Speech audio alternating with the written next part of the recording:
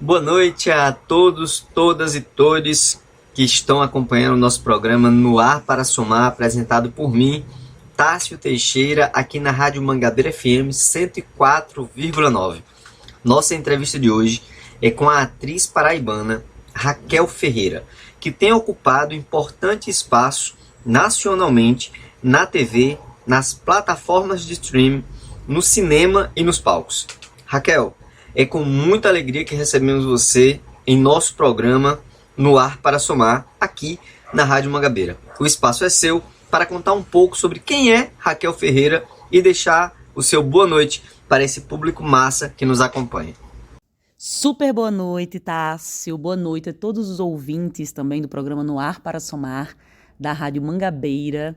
Mangabeira que é um bairro do qual eu tenho, assim, muito carinho e muitas lembranças. A primeira vez que eu morei só, né?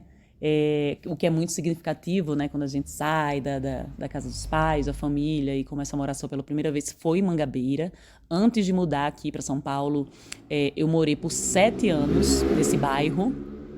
Em Mangabeira 7, mais especificamente, e eu vivi assim muitas conquistas, muitas transformações, muita maturação. Fiz amizade com vizinhos incríveis, né, que sempre que eu posso ir em João Pessoa, geralmente em dezembro, né, que é um período mais parado, né, para a nossa área, né, da atuação, porque as produções entram em recesso. Então, em dezembro, geralmente eu posso estar em João Pessoa para rever minha família, rever meus amigos e rever meus vizinhos também, né, as pessoas que eu fui conhecendo e que fizeram parte, né, da minha vida e da minha trajetória. Tássio, é sempre muito complexo, né? Falar da gente mesmo, para mim, é sempre a pergunta mais desafiadora. É, Bom, falar sobre mim, eu sou uma pessoa que nasceu em 3 de fevereiro de 1985, na cidade de João Pessoa, Paraíba, numa lua crescente, num domingo ensolarado. E eu nasci em João Pessoa, na ocasião eu morava no Rangel, né, que alguns chamam de Varjão, né? E eu morava lá no Rangel, na ocasião, e quando eu estava com 5 anos, quase 6 anos, a nossa família se mudou para o Conde, né, para o município do Conde, ali vizinho a Jacumã, mas a cidadezinha mesmo, né, que é bem pequenininha do Conde, que é ali que fica entre João Pessoa e Jacumã, em virtude da necessidade de trabalho da minha mãe. E aí ela era comerciante na ocasião, tinha um mercadinho lá. E aí, para não ficar, né, nesse vai e volta, ela ia todos os dias muito cedinho. Às vezes a gente nem via o horário que ela saía de casa, né, porque ainda estava amanhecendo. Pegava o carro, ia para o Conde, aí passava o dia trabalhando no mercadinho, voltava no final do dia. Muitas vezes a gente também, pelo menos eu, né, que era muito pequena, já estava dormindo. Então ela teve essa necessidade de que a gente se mudasse de fato para lá, para acompanhar, né, o crescimento e a educação dos filhos. E particularmente para mim foi muito bom, assim, porque eu era muito pequena, então eu pude crescer com mais segurança mesmo, né? Eu acredito que se eu tivesse passado essa primeira etapa da infância, dos 5 aos 9, né, em João Pessoa, eu acho que eu não teria tido a liberdade, né, e a leveza que foi essa parte da minha infância, porque eu podia andar livremente o dia inteiro de bicicleta na rua, né, a forma também como eram as relações, né, lá no Conde, que é bem interiorana, todo mundo se conhecia, todo mundo se cuidava, todo mundo se presenteava, né, com os alimentos que plantava em casa, inclusive. Então foi muito gostoso, assim, eu fiz amizades desde aquela época muito profundas, assim, muito honestas e que fazem parte da minha vida até hoje, embora a gente, pela questão da distância geográfica, a gente não convive mais, mas nos comunicamos, né, via redes sociais. Tem essa vantagem, né, das redes de facilitar o contato e globalizar também, né, as informações. E também eu devo ao Conde muito dessa minha vivência, eu acho que muita consciência social, sabe? Porque lá, apesar de ser muito agradável a nível de segurança, né, não tinha essa violência urbana, né? A gente dormia, eu lembro disso, que a gente dormia com a porta de casa encostada, não precisava passar chave, muitas pessoas não tinham sequer muros para circular suas casas, né? Realmente era muito tranquilo mesmo. E não tinha esses perigões, né? Que as cidades mais urbanas têm. Então, foi muito bom nesse aspecto, mas também era muito difícil, porque tudo faltava, né? Na época que a gente vivia lá, não tinha, por exemplo, água encanada, né? A gente tinha todos os dias, assim, água encanada que eu digo, no sentido de abrir uma torneira e ter água, né? Na hora que a gente queria. Então, a gente tem que ficar esperando meia-noite, né? Todos da cidade tem que ficar esperando meia-noite para poder chegar a água nos canos, né? E no caso, como a minha mãe fez uma casa para a gente morar acima do mercadinho dela, né? Literalmente em cima, e aí a gente podia ficar transitando entre a nossa casa e o mercadinho da nossa mãe para poder estar com ela, né? Já que ela trabalhava tanto e todos os dias.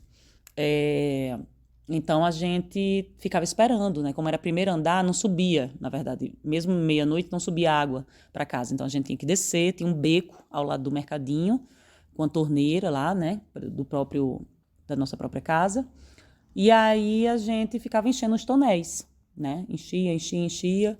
E aquela água ali tinha que durar o dia seguinte todo, né? Aquela água era água que a gente utilizava para beber, enchia o filtro de barro, era água que a gente tinha para beber, era água que a gente tinha para cozinhar, era água que tinha para lavar roupa, para tomar banho, para usar na descarga, né? No vaso sanitário, para escovar os dentes, enfim, para absolutamente tudo.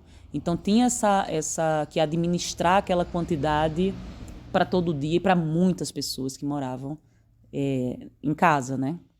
Então, eu acho que essa consciência da economia dos recursos naturais, da preservação dos recursos naturais, a consciência de que a água ela é findável, né?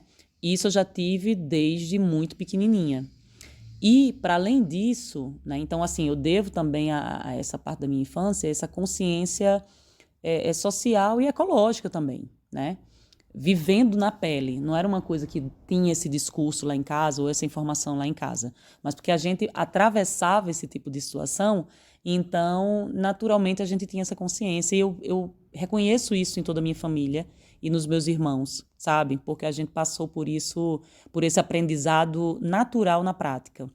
E a minha consciência política também, assim, porque não diferente do restante da Paraíba e não diferente do restante do Nordeste, lá também as pessoas se engajavam muito, né, na política, em questões eleitorais e a minha família sempre teve assim um apreço muito forte assim pelo conhecimento político, não de uma maneira intelectualizada, mas de uma maneira assim, por exemplo, quando tinha horário eleitoral, todos nós assistíamos o horário eleitoral do início ao fim, para realmente entender, né, quem eram aquelas pessoas que estavam se candidatando, quais eram as propostas, né, qual era a história daquela pessoa, qual era o histórico daquele partido.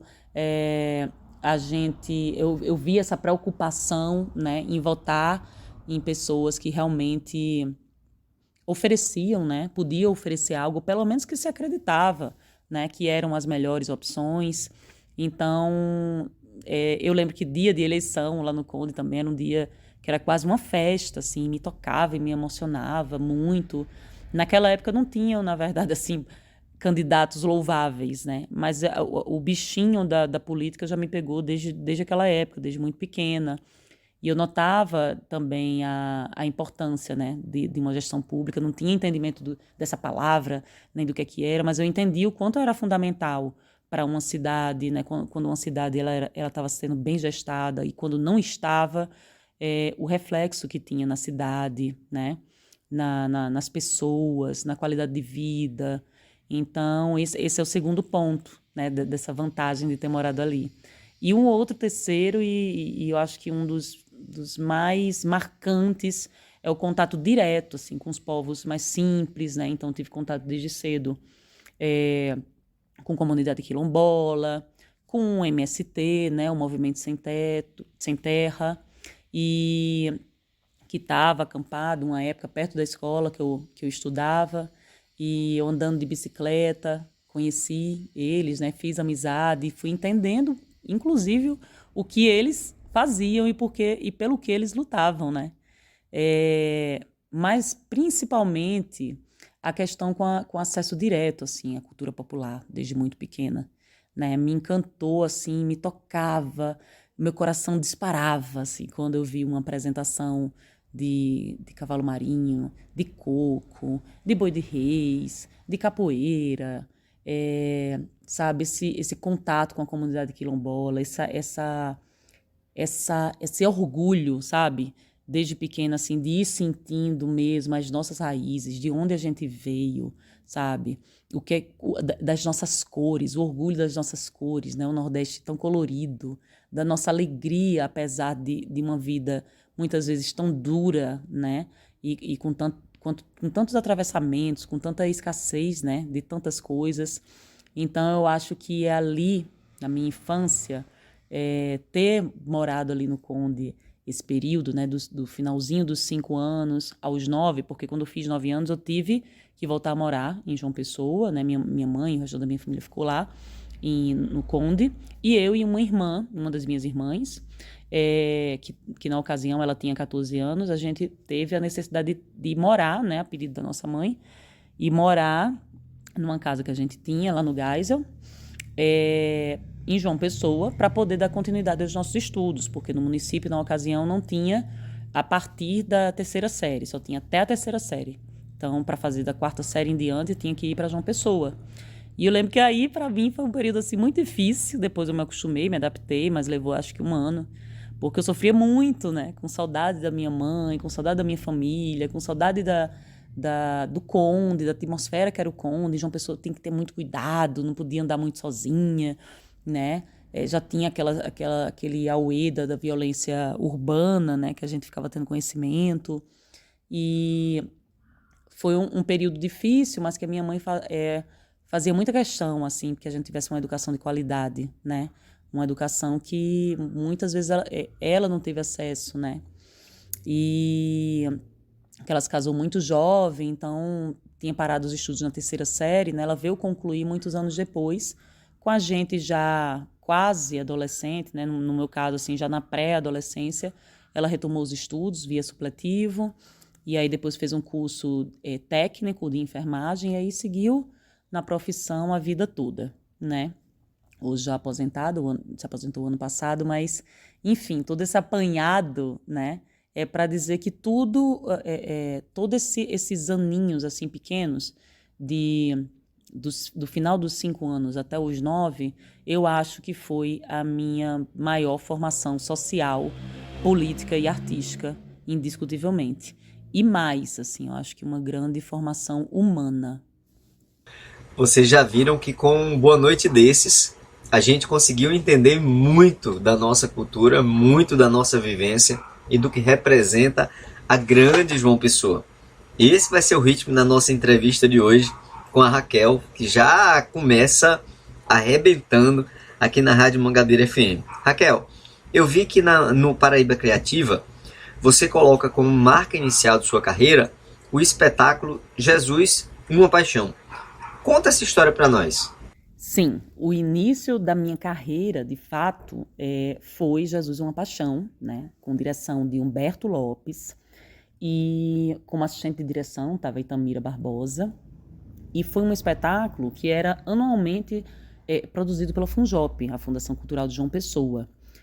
E já fazia alguns anos, assim, que estava nesse inteirinho, privilegiando, porque teve uma época que tinha a Paixão de Cristo, que sempre trazia atores globais, né, para protagonizarem e tudo, e eu lembro que já estava há mais ou menos 1 ou 2 anos, não sei precisar porque eu não era da área ainda, mas já fazia 1 ou 2 anos mais ou menos, tô falando uma questão aproximada, tá, porque eu realmente não sei como era, porque eu não trabalhava ainda nesse segmento artístico, que eram espetáculos dirigidos por pessoas de lá, né, do Nordeste, produzidos e com todas as pessoas que atuavam, essencialmente moradores mesmo da cidade, né?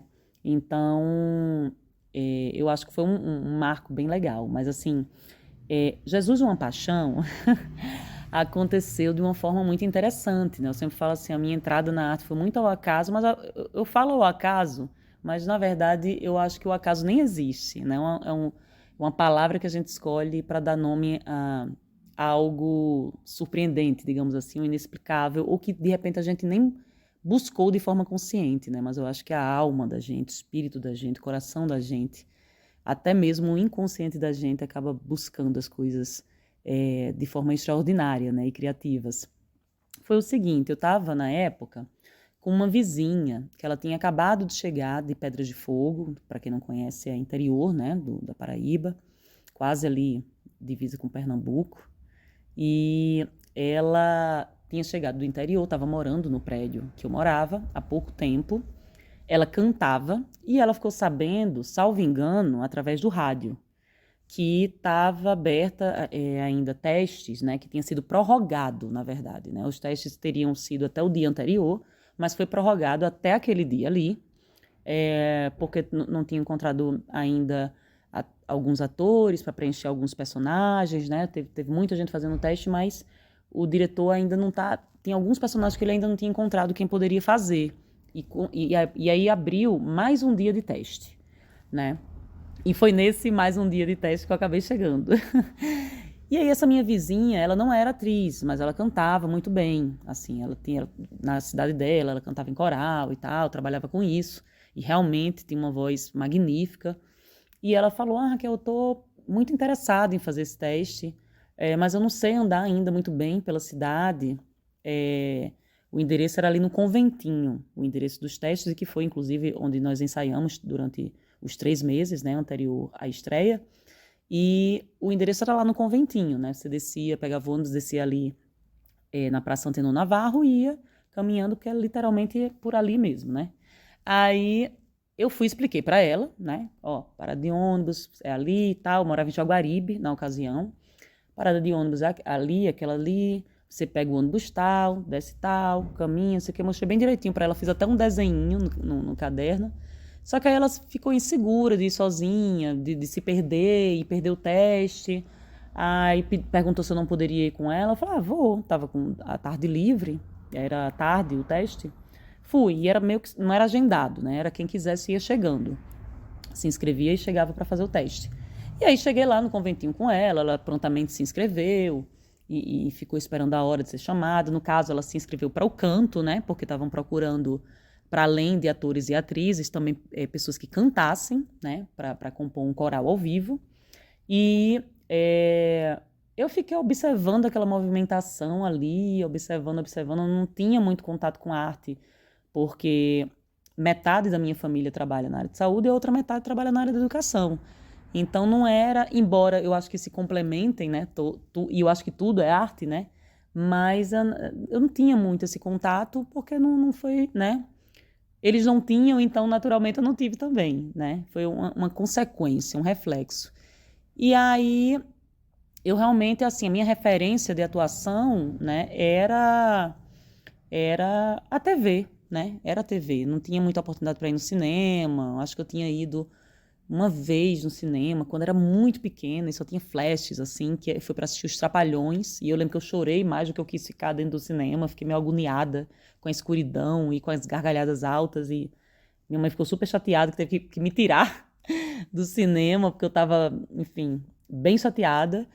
E aí era essa minha referência, assim, do cinema, de um filme só, muitos flashes, assim, porque eu era muito pequenininha, né? E o contato com a arte eu não tinha muito, eu tinha o contato com a arte popular exclusivamente, né?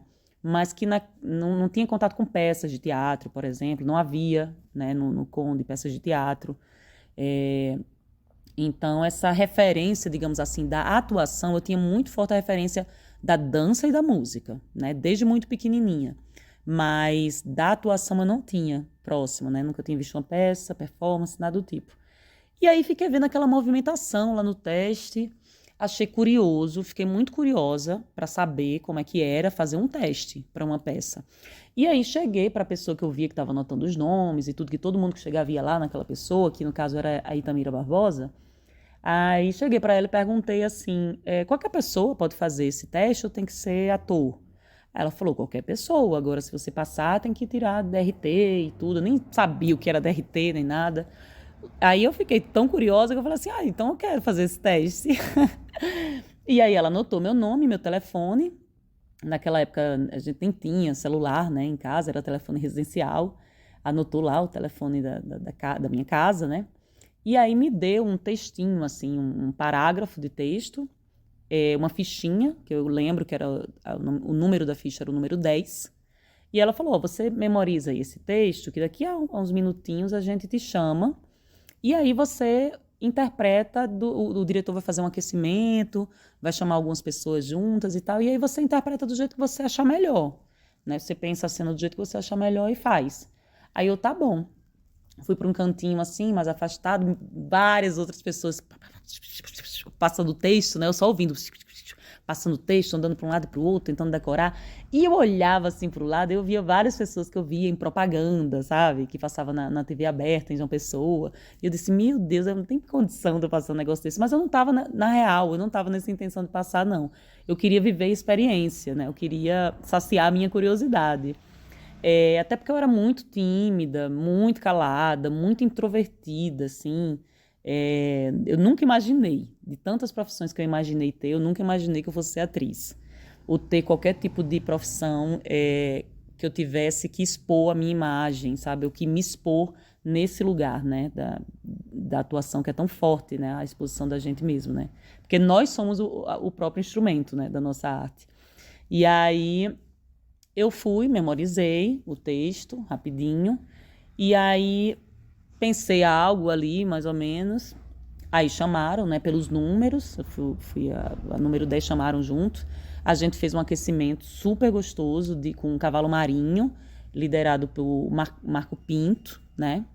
Ele foi lá, fez um aquecimento físico muito legal com a gente, com cavalo marinho, com canto. Enfim, que o Marco Pinto, o Marquinho, ele também estava como assistente de direção do Humberto. E aí nós fomos, né? Aí ele botou a gente em fileira, um do lado do outro, um de frente para o outro, na real. E aí ele ia chamando aleatoriamente os números, assim, não pela ordem crescente, né? Mas tipo 3, 9.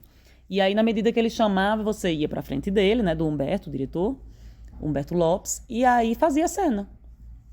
E aí eu fui meio que uma das primeiras, assim, a fazer a cena, uma das primeiras que ele chamou, salteado, assim, né? Sei lá, 3, 9, 10, aí eu fui lá pra frente. E quando eu fui lá pra frente, eu fiquei pensando assim, nesses minutinhos, nesses segundos, na verdade, acho que não foi nem minutinhos, nesses segundos que tava a gente enfileirado, esperando ele chamar um número pra ir lá pra frente pra fazer a cena, eu lembro que eu pensei assim, o que é que eu tô fazendo aqui? Porque eu tremia mais que vara verde, assim. Eu sentia a minha perna fraquejando. O meu maxilar tremia de uma maneira que eu acho assim que era visível que o meu rosto inteiro tremia, sabe? E eu pensei, gente, que isso? Não quero fazer isso, não, sabe? Eu só vim aqui por curiosidade. E aí me deu uma vontade imensa de sair correndo da sala e ir embora, até porque ninguém ali me conhecia, né? E eu não conhecia ninguém, então não ia nem passar vergonha. Mas, assim, a minha timidez era tanta que eu fiquei até com vergonha de fazer isso, até com vergonha de fugir. E que bom, né, que eu não fiz isso. Mas, assim, ficou por um triz essa vontade de sair correndo. Aí ele chamou meu número, fui lá pra frente, fiz a cena, né, do jeito que eu pensei, enfim, com a capacidade que eu tinha na ocasião. E aí, quando eu terminei, todo mundo voltou pros lugares, e aí ele pediu para todo mundo sair, e pediu para eu e outro ator repetir.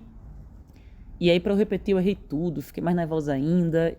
E aí, quando foi no dia seguinte, eu recebi o telefonema de que eu passei. E aí, uma vez, né, passando no teste, fiquei super surpresa, né, óbvio. E aí, fiquei pensando assim, gente, mas será que eu vou ter capacidade? Eu não sou atriz, né? Será que eu vou ter capacidade, né, de fazer uma peça, assim, com atores profissionais e tudo, né?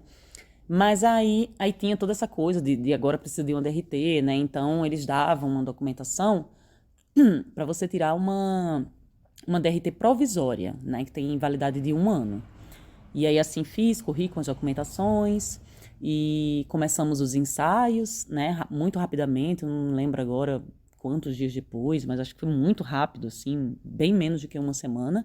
Ensaiamos durante 3 meses e, assim, nossa, já nos primeiros ensaios, eu entrei em estado de encantamento, assim, absurdo, né? Eu lembro que o treinamento todo, essa peça em especial, né, Jesus é uma Paixão, ela, pela natureza até que o Humberto Lopes, o diretor, ele, que é o diretor e fundador do Quem Tem Boca é Pra Gritar, a essência do trabalho dele é com circo, né? É o teatro circense. Então, naturalmente, o espetáculo todo foi trazendo essa temática, né? A cultura popular, que também é muito forte nos trabalhos dele, e o circo. Então, toda a nossa preparação foi com o mestre Pirralhinho, o mestre João, o pai dele, né, que já partiu, com Tina, que hoje é mestra, inclusive, de cavalo marinho, de boi de reis. Então, que é esse pessoal aí, esses grandes mestres, né, e essa mestra, Tina, que era bem novinha ela na época, eu lembro, assim, e trazidos, né, do bairro dos Novais, que é um polo, assim, de cultura popular magnífico, em João Pessoa. Então, o nosso treinamento físico todo, né, e também tem uma cena linda do batismo, né, com João Batista, batizando Jesus, que era todo com os arcos do cavalo marinho, com aquelas franjas, né, que ao invés de coloridas eram azul e branco, simbolizando as águas, né, do Rio Jordão. Então, assim, foi muito bonito a preparação, sabe, a condução, as pessoas que eu fui conhecendo. Eu já tive a sorte de, nesse primeiro espetáculo, conhecer Suzy Lopes, que foi e é uma grande parceira de carreira minha, assim, Tardelli, Fabiola Moraes Agripino, o meu grande mestre, assim, do teatro paraibano e da atuação, minha grande inspiração, que é Fernando Teixeira, Soia Lira, não lembro se Buda Lira tava, mas eu lembro que eu conheci ele mais ou menos nessa época que ele ia, às vezes assistiu o ensaio. O Nanego também conhecia assistindo o ensaio, porque ele estava à frente da Funjop na época, ele estava coordenando toda essa parte de teatro. Nossa, conheci tanta gente, Célia Farias, Joalisson Cunha, enfim, tinham pelo menos uns 50 atores, né? Daniel Porpino, Maíra Montenegro, querida. Enfim, eu não vou mais falar nomes, porque esses são os nomes de pessoas assim que até hoje eu tenho um certo contato e uma certa convivência, digamos assim, né? Que eu convivi mais, né? Neto Ribeiro, enfim. Mas imagine que entre, né, aproximadamente 50 atores, eu tô falando aqui e já imaginando os outros nomes que eu esqueci de falar e que tá me vindo agora na memória. Mas enfim, não vou citar os 50 nomes, então me perdoem, meus amigos, dos quais eu não citei os nomes. Mas esses nomes que eu citei foram as pessoas que eu convivi, digamos assim, um pouco mais na época e depois também, né? Mas assim, eu criei um vínculo muito bonito, muito legal com todo mundo. Eu adorei a atmosfera do teatro, né? A forma como eu estava sendo tratada, procurei levar com o máximo de disciplina e, na verdade, aquele sentimento primeiro, né, antes mesmo de começar os ensaios, eu disse, nossa, como é que eu vou fazer uma peça se eu nunca sei nem para onde vai? Eu pensei, eu vou observar, né, eu vou aprender pelo exemplo, né? Tem muitas formas de se aprender as coisas e eu acho que aprender pela observação também é muito válido, né? Observar e praticar, porque eu acho que o aprendizado ele só é realmente verdadeiro, né, validado quando ele é posto em prática, né? Quando fica só no campo teórico, realmente eu não creio, sabe? Então,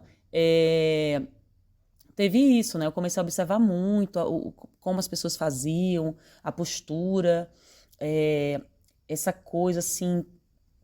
Teve muita coisa que veio de forma intuitiva, sabe? Como quando as pessoas entravam em cena, o corpo ficava diferente, a energia era outra, né? Como se trouxesse à tona um certo magnetismo de palco. Eu não sabia distinguir aquilo que eu sentia e percebia.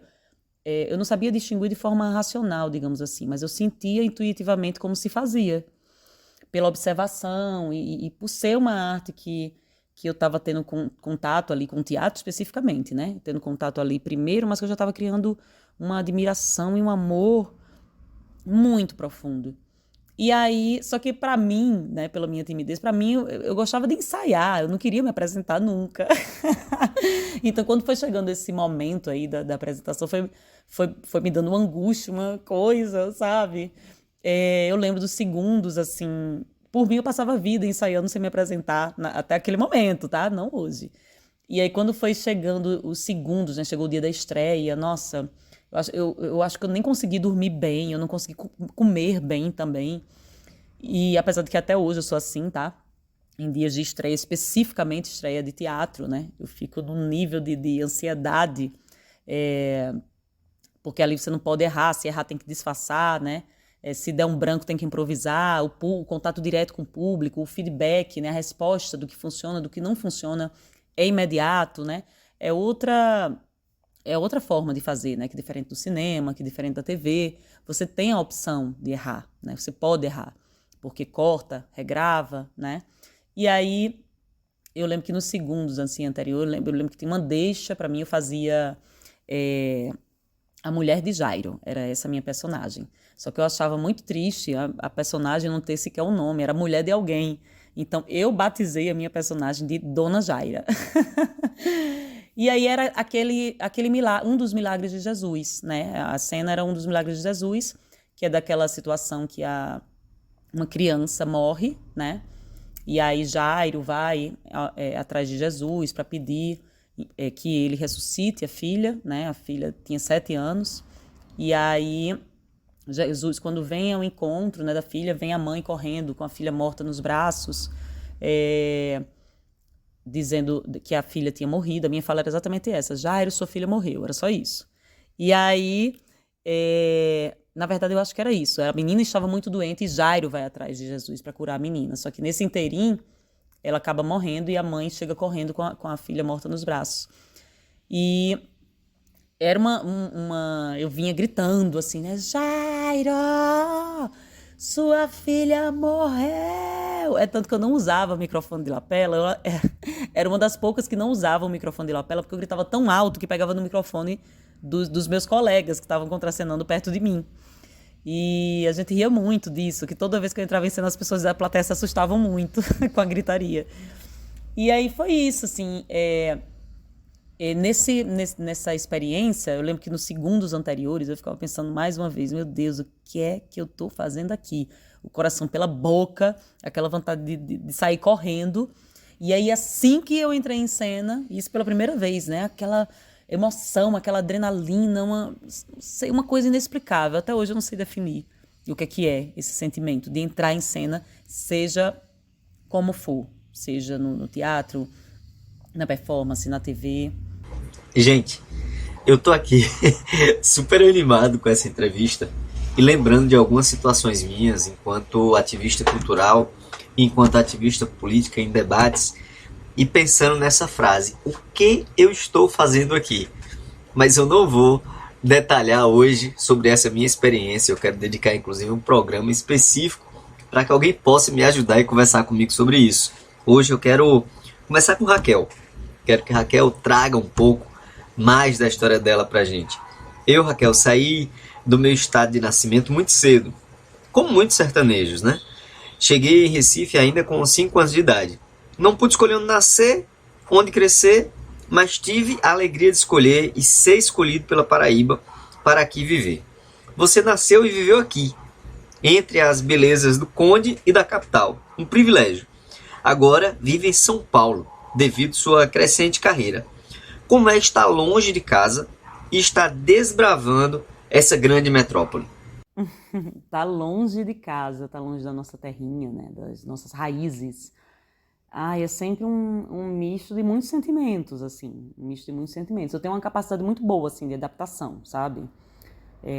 Desde sempre, assim. Eu acho que a própria vida foi me exigindo isso, né? Essa capacidade de adaptação mesmo das circunstâncias, das situações, dos lugares. Mas, nossa, eu sinto muita falta de muita coisa. Eu gosto muito de São Paulo, né?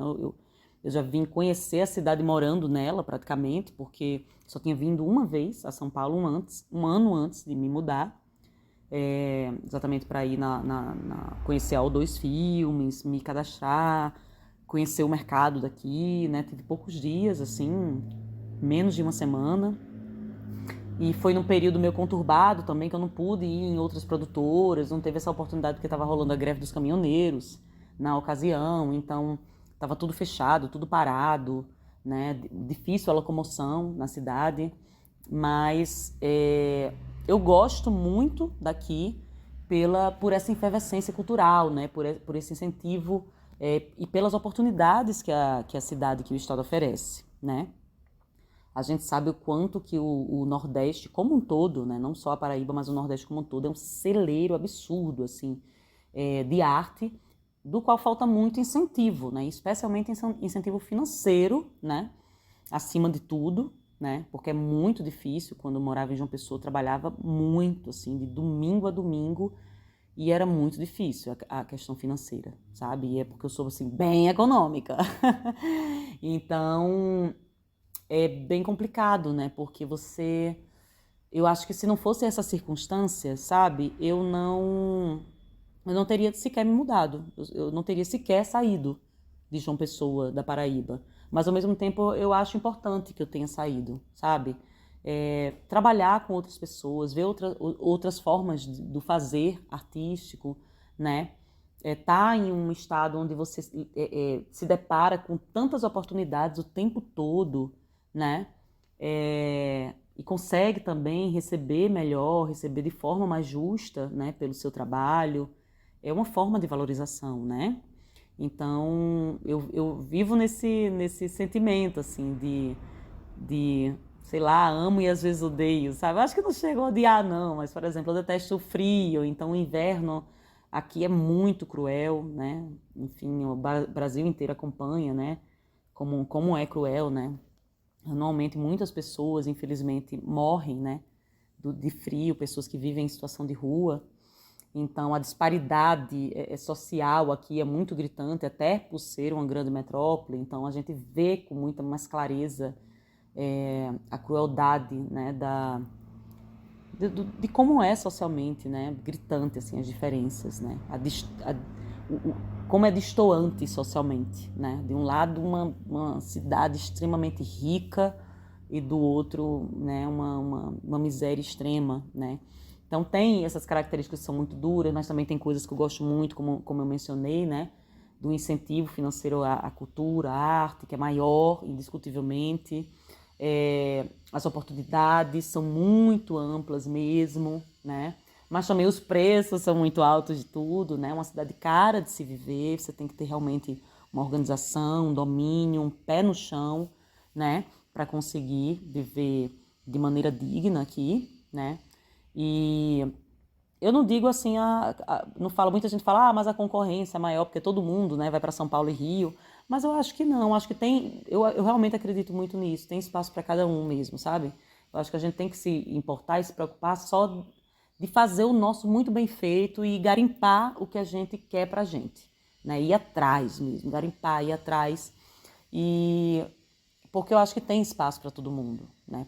De todos os segmentos e em todas as funções, de todas as idades. Eu tenho a sorte de ter uma profissão que eu, não, por exemplo, eu não preciso me aposentar se eu não quiser e eu não quero, porque tem personagem para todas as idades, para todos os biotipos, para todas as cores, né? Claro, isso é um avanço de alguns anos para cá, né? Porque a gente sabe que, por exemplo, com relação às pessoas negras, indígenas, amarelas, né? E até mesmo com pessoas de sotaque nordestino, essas oportunidades elas vêm numa crescente, né, de uns anos para cá, com a evolução mesmo assim da sociedade, né, um reflexo da sociedade, do que a sociedade anda pensando, discutindo, do que ela anda exigindo também, né, das mídias, das grandes mídias, né, queremos nos ver sendo representados, né, queremos nossa cor representada, nossa etnia, nosso sotaque, e isso tem sido ouvido, né, claro, com muita luta, né, não era assim quando eu era criança, não era assim quando você era criança, né?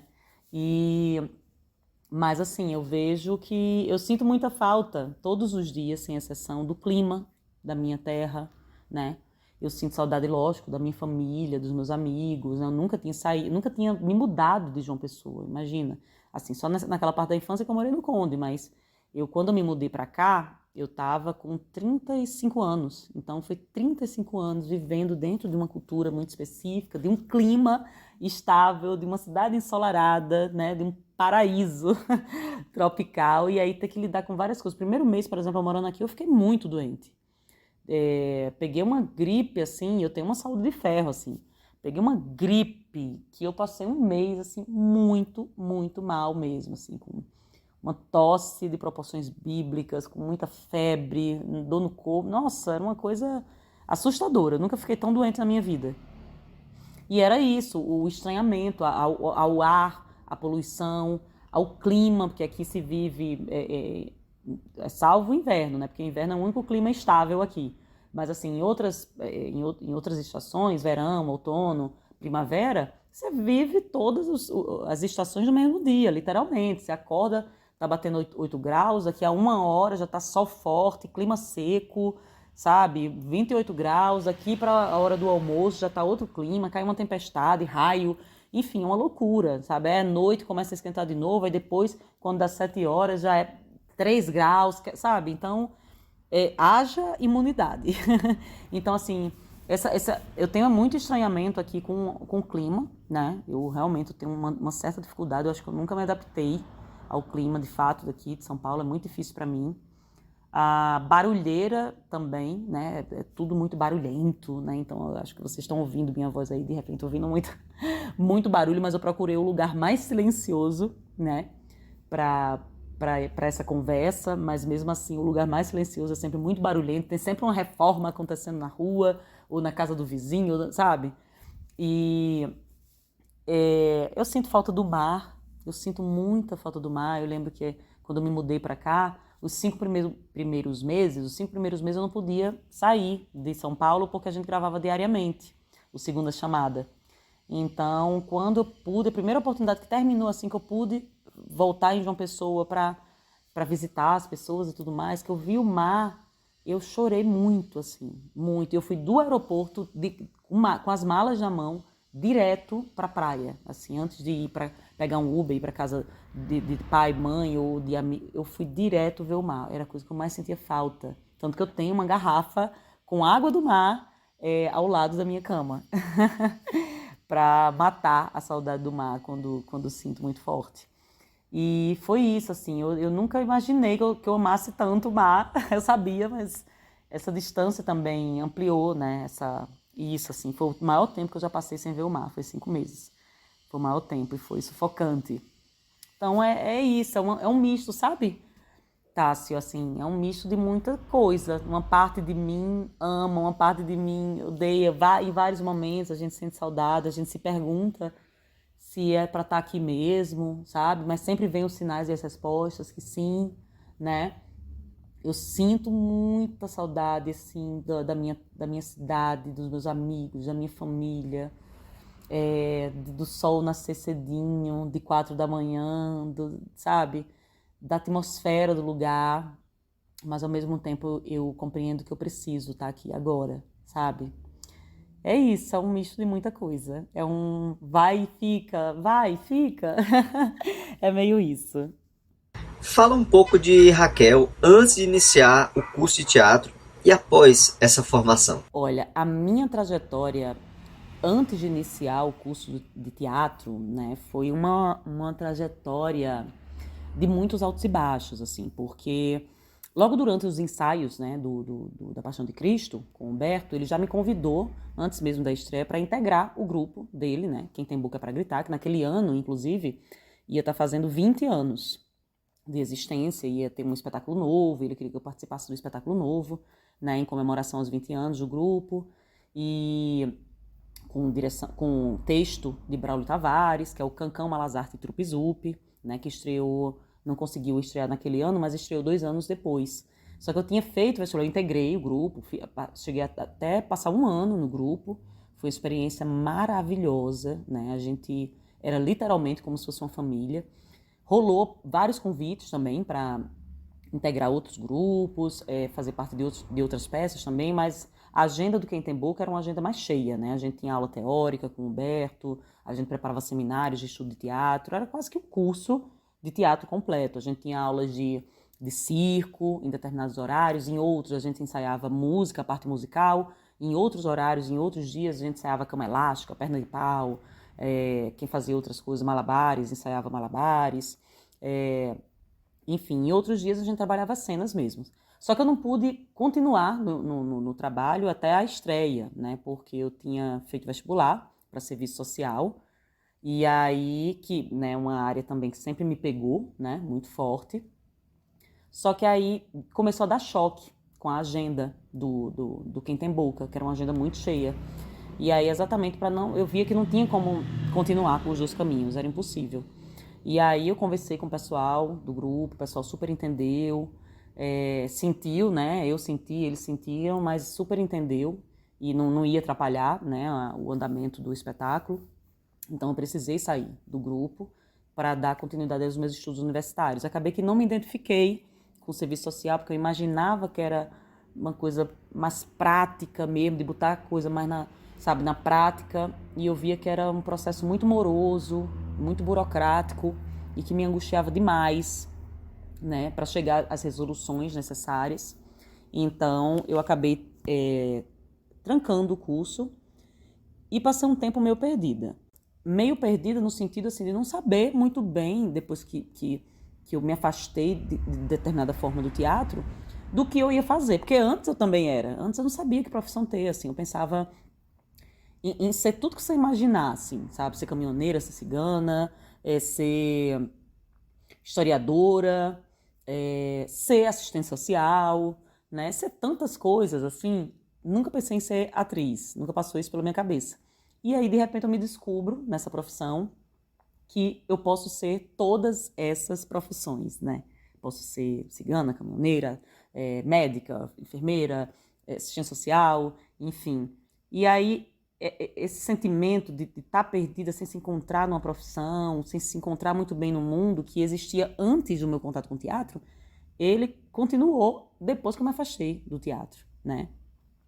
Então, quando eu vi que não era exatamente serviço social, que eu me identificava muito com o serviço social, e me identifico até hoje, mas não era aquilo que eu queria ter como profissão para o resto da vida. Quando eu descubro isso, eu falo, não vou terminar só por terminar e só para ter um diploma, não vou fazer isso comigo, né? Vou trancar e vou ver outra área que eu me identifique. E aí fui cambaleando, na verdade, perambulando por vários outros cursos, né? Sempre ali na UFPB, todo ano eu fazia vestibular de novo, todo ano era aquela ladainha. Meus pais não aguentavam mais fazer vestibular de novo, e aí entrava, quando era do segundo período, eu não é isso mesmo. Na verdade, no primeiro dia de aula eu já chegava em casa dizendo que eu não me identifiquei. Mas aí eles falavam, não, insiste mais, só o primeiro dia de aula e tal. E aí, na verdade, esse sentimento só ia numa crescente, sabe? O que é que eu tô fazendo aqui, o que é que eu tô fazendo aqui? E aí eu fiz muita coisa, assim, fiz serviço social, fiz ciências sociais, fiz licenciatura em inglês, nem inglês eu sei falar, sei nem para onde vai. Fiz literatura, né? E até que chegou uma hora que eu falei assim, não, peraí, deixa eu dar um tempo para mim me encontrar. Porque, na verdade, eu não achava que eu era atriz, eu não achava que eu tinha capacidade para ser, eu não achava que eu tinha talento para isso. Eu achava, na verdade, eu tinha uma autossabotagem absoluta. Não quer dizer que eu ainda não tenho, mas isso, assim, ao longo do tempo a gente vai reconhecendo e vai trabalhando, né? Com terapia também ajuda muito, né? Eu fiz muita terapia também. E que todos nós, no fundo, a gente tem, né? Nossos, em menor ou em maior grau, a gente tem, né? Independente da profissão, independente do que faça, as nossas autossabotagens, né? E o importante é ir reconhecendo e transformando, né? E aí, mas nessa época, assim, era gritante. Então, eu literalmente eu achava que as pessoas me achavam muito simpática e muito legal e ficava me dando oportunidade, sabe? Dentro da atuação. Eu achava que era isso. Mas não achava que eu tinha, de fato, esse talento e tudo mais. Então, como eu não reconhecia, por mais que eu amasse e quisesse, eu não tinha esse peito de assumir essa profissão. Esse era o primeiro ponto. O segundo ponto é que eu tinha muito medo de viver da profissão, da insegurança financeira, da instabilidade da profissão, né? Só que, paralelo a isso, eu nunca consegui ganhar dinheiro com nada, né? Tentei muito, com nenhuma outra área, que eu não me identificava com nada, não, sabe? Então, eu peguei e fiquei um tempo perdida, até que passou, acho que uns 2 anos, eu completamente afastada da atuação. Aí a Cristina Estreva, né, que estava na época como diretora do Sertão Teatro, que tinha feito aquela montagem maravilhosa, Vereda da Salvação, ela tinha uma das atrizes, que é a Ana Valentim, que fazia uma personagem no Vereda da Salvação, nesse espetáculo, chamado Ana. O nome da atriz é Ana Valentim, mas a personagem também se chamava Ana, que é baseado numa história real, de uma situação bem complicada, assim, de fanatismo religioso que aconteceu na cidade de Malacacheta, no interior de Minas Gerais. E todos os personagens, os nomes deles são mantidos, a obra é incrível, assim, tanto o texto é muito forte, muito bonito, é muito interessante, ainda mais sabendo que é baseado em fatos reais, né? Mas a atuação, a montagem é linda, assim, eu tenho o maior orgulho de ter feito essa montagem. E eu fui assistir a estreia e eu fiquei com o coração na mão, assim, a Cristina, ela tinha me convidado para fazer no momento da montagem mesmo, que ela estava ainda em busca dos atores, mas dava choque, né, com o trabalho que eu fazia com Quem Tem Boca, então não pude integrar. E aí ficou essa promessa de um dia a gente trabalhar juntas, e aí ela me chamou para fazer, o Vereda da Salvação já existia, acho que fazia um tempo, esse espetáculo já estava circulando, já fazia uns anos já. E aí a Ana Valentim, a atriz que fazia, essa personagem que eu fui substituir, ela precisou fazer um intercâmbio teatral na Itália. E coincidia de ser no período que o grupo ia fazer uma turnê, né? Tinha ganho um edital da Petrobras para fazer uma circulação por todo o Nordeste, pegando capital e interior de cada estado, dando oficinas e se apresentando também. E foi a minha primeira grande viagem, assim, eu sempre falo assim, a arte me proporcionou tudo, assim, todas as bênçãos, todas as quebras de bloqueio que eu tive, de hoje poder ser uma pessoa comunicativa, de trabalhar com comunicação. Minha família não acredita, assim, quando lembra como eu era e como eu sou hoje, né, trabalhando com comunicação, apresentando, atuando. Tudo isso a arte me fez vencer dentro de mim, sabe? Me provoca sempre um lugar de vencer minhas limitações, minhas barreiras, meus medos, minhas travas, né? Então, assim, eu nunca, sabe? Eu acho que eu só conhecia Pernambuco até então, só conhecia Pernambuco, só. Não tinha saído nem da Paraíba. Então, poder fazer essa viagem, sabe?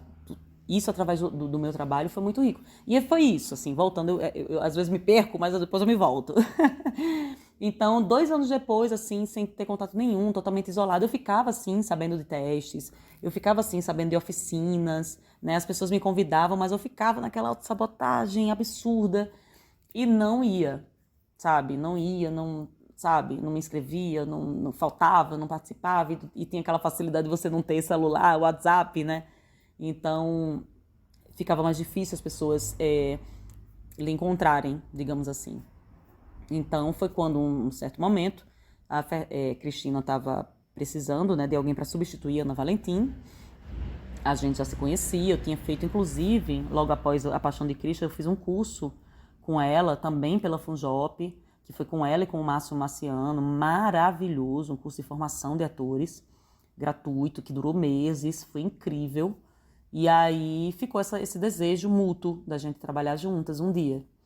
E ela foi com meus colegas, né, especialmente Neto Ribeiro, lembrou, Raquel pode de repente ver se ela quer fazer, né, se quer substituir a Ana nesse período e tal. E aí eu topei, e aí entrei, e logo depois do Vereda, da Salvação, dessa turnê pela Petrobras, aí foi quando rolou a oportunidade e o convite do Fernando Teixeira, que é meu grande mestre, querido, dele me convidar para a Greve de Sexo, o novo espetáculo dele.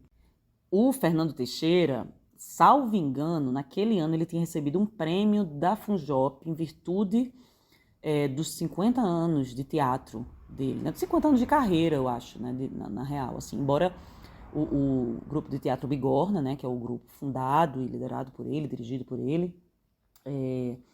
tem muitos anos, né, quase o tempo de carreira dele, né, e naquele ano tinha recebido um prêmio, né, em virtude né, dessa data, de toda essa celebração, para uma montagem de um espetáculo, e que Fernando queria fazer um espetáculo de rua, que foi o primeiro espetáculo de rua feito por ele, porque ele sempre fez espetáculos de palco italiano, né, dentro do teatro, né, naquele formato, para quem não entende muito bem desses termos, né, plateia, né, ali de frente para o palco, né, e o palco plano, né, horizontal. Esse é o formato do teatro italiano, né, que é o formato mais tradicional que a gente conhece. E aí ele estava afim de fazer, né, essa peça, Lisístrata, A Greve de Sexo, que é uma montagem maravilhosa, linda, uma comédia divina, né, de Aristófanes, que falava nada mais nada menos de um lugar, né, que está em guerra, né, uma peça grega, o lugar está em guerra, e as mulheres cansadas de perderem seus homens, seus maridos, seus filhos, né, para a guerra, elas decidem se unir e, lideradas por uma mulher chamada Lisístrata, se unirem e fazer uma greve de sexo até que a guerra acabe. E é uma maravilhosa, o texto, e ali, né, dirigido por Fernando, né? Então, assim, eu acho que a grande virada de chave, né, eu vou chegar nesse lugar do antes e depois da universidade, tá? Do curso de teatro, do curso superior de teatro. Mas, para falar dele, tem que falar desse caminho, que essa experiência que eu tive, a gente ensaiou, acho que durante 3 meses aproximadamente, diariamente, né, não diariamente, mas assim, de segunda a sexta, né, de 7 da manhã a meio-dia, ali esqueci o nome, então não vou aqui ficar me demorando, mas ali no centro, né, onde era a sala do grupo de teatro Bigorna, perto ali do Teatro Santa Rosa. E aí, esse período de ensaios, né, diretos com o Fernando, já tinha assim, uma admiração absurda por ele, eu já tinha esse sonho de um dia ser dirigida por ele. Mas a proximidade, né, mais direta, mais íntima com ele, dia a dia, a troca para além do fazer teatral, né, o compartilhamento também da história, da trajetória dele, de vida e de profissão, as dificuldades, as vitórias. Aquilo foi me tocando tanto e eu fui me identificando tanto que aquilo foi me dando uma coragem extra, uma gana, uma garra extra que eu acho que eu nunca tive para lidar com a profissão e para abraçar ela de corpo, alma, coração e de bater o pé e dizer: é isso mesmo que eu quero. E vou encarar o que tiver de encarar, mas é isso que eu vou fazer da minha vida. Porque eu não consigo, literalmente, tentei, mas eu não consigo fazer outra coisa. Eu tentei, eu já me afastei, eu já fui embora, eu já, sabe, mas sempre ela encontra uma forma de voltar à minha vida. E a única coisa que me faz sentir, de fato, fazendo o que eu vim para fazer, cumprindo minha missão. E aí ele foi o maior incentivador, sabe? O Fernando, assim, ele foi o maior incentivador e primeiro incentivador para eu entrar na academia, né? Para eu entrar na UFPB, para fazer o curso de teatro, né? Que era um curso recente. Eu sou da 3ª turma do curso de teatro da UFPB. Eu entrei em 2012. Só que aí quando eu entrei, eu já estava meio que trabalhando já no meio, né? Eu já tinha DRT, já tinha tirado a DRT, que não a provisória, já estava com a definitiva, porque paralelo a isso tive que ir fazendo uns outros trabalhos, né? Que necessitavam, como a própria turnê, com o Sertão Teatro, precisava de uma DRT definitiva, né? Que é a fixa mesmo, que dura a vida toda.